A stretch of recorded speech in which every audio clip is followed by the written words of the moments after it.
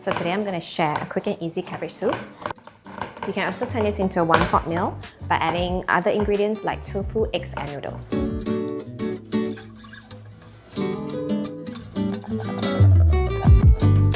First, let's soak the dried shrimps.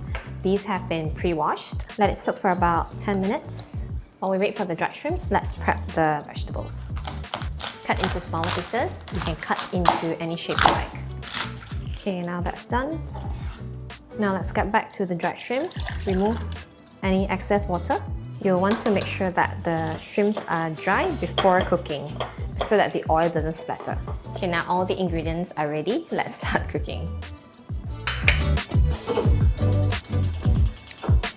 Once the pot turns hot, add in some oil. And when the oil is hot, add in the dried shrimps. Oops, not hot yet. Okay, now it's hot. Add the dried shrimps. Saute until fragrant. Add the garlic.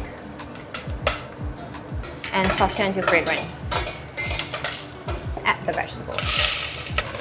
Saute the cabbage until it softens a bit. It'll shrink quite a lot. After that, add water or chicken stock. Increase the heat and bring the liquid to a boil. Okay, the soup is done.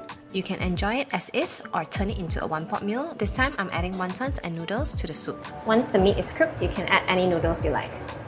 Garnish with some coriander or spring onions. For more flavor, you can also add some shallot oil or garlic oil. Recipe in the description box below, or you can purchase from any supermarket.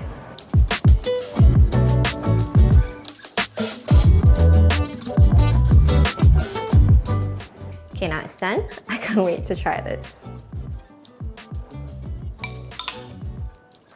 This is so good. This soup is so yummy. It's got that mild, natural sweetness from the cabbage and the wontons.